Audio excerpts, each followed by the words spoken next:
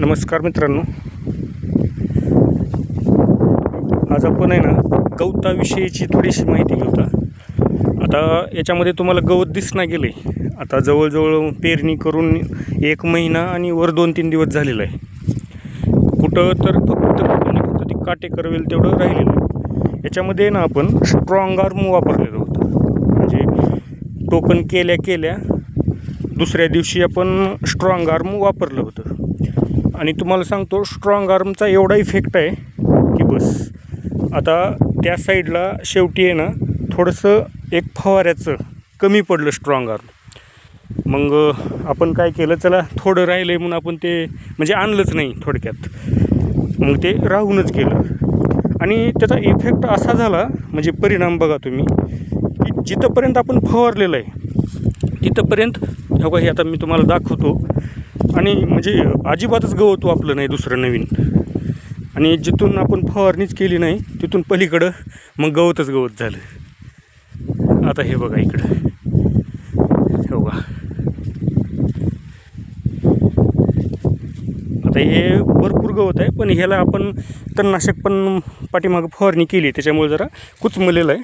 पण हो का बघा, ही तेच रान आहे. हो का जिथंपर्यंत, हो का इथंच साईडला बघा, हो का इथंच साईडला नाही. आणि हो का इकडं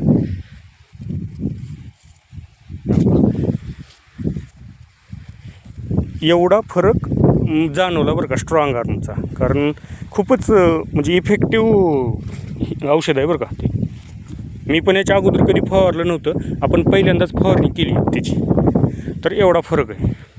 तुमचं टेन्शनच जातं आहे हो. एक तर टोकनवाल्याचं कसं होतं, याच्यामध्ये तुम्हाला दुंडे वगैरे मारता येत नाहीत, त्यांच्यासाठी तर लई महत्त्वाचं आहे.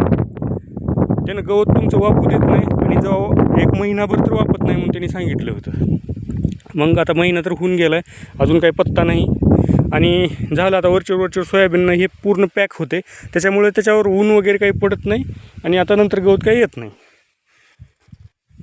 तर याच्यानंतर आहे ना कधी पण ध्यान ठेवा तुम्ही, स्ट्रॉंग आर्म फवारणी आपलं पेरणी झाल्या लगेच एक 72 तासामध्ये म्हणजे 2 दिवसाच्या आतमध्ये फवारून टाकायचं. कारण गवताचा चांगलाच परिणाम असते कितीही झालं तर. जेवढं तुम्ही गवतावर म्हणजे गवताचं नियोजन लावचाल तेवढं तुमचं सोयाबीन म्हणा कोणतंही पीक चांगलंच येणार आहे. हे आपलं फुले आपलं दुर्वा आहे 992. आपण याला टोकन पद्धतीनं केलेलं होतं. आणि खरंच हे आमचं तर रानं लई गवताचे आहेत. आता हे फक्त हे आपले असे काटेकरवलचे तेवढे गड्डे आहेत, तर याला आता उपसून काढल्याशिवाय पर्याय नाही.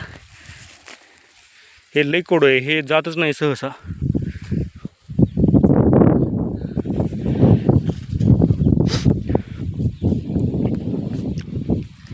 बघा इकडं आता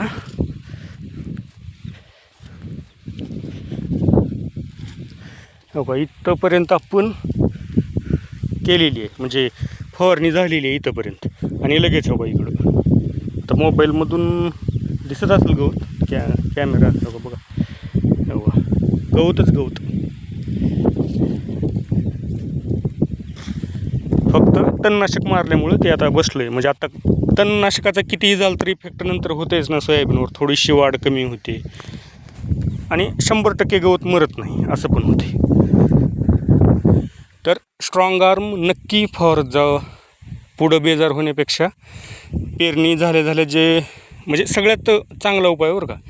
कारण नंतर आहे ना पाऊस लागून बसलं, पुन्हा फवारणी होत नाही, महागं पुढं झालं, म्हणजे आपलं सोयाबीन महिनाभराचं आहे तोपर्यंतच फवारावं लागतं एकतर तणनाशक. नंतर त्याच्यानंतर फुलाचाच टाईम येते, त्याच्यामुळे फवारता येत नाही.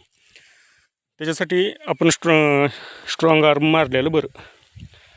म्हणजे स्ट्रॉंग आर्मच नाही असं, म्हणजे त्याच्यामध्ये जे कंटेन आहे ना त्या कंपनीचं अजून बरंचसं काही. स्ट्रॉंग आर्मच मारावं, मला काय त्या स्ट्रॉंग आर्मवाल्यानं काही दिलं नाही. ठीक आहे, धन्यवाद.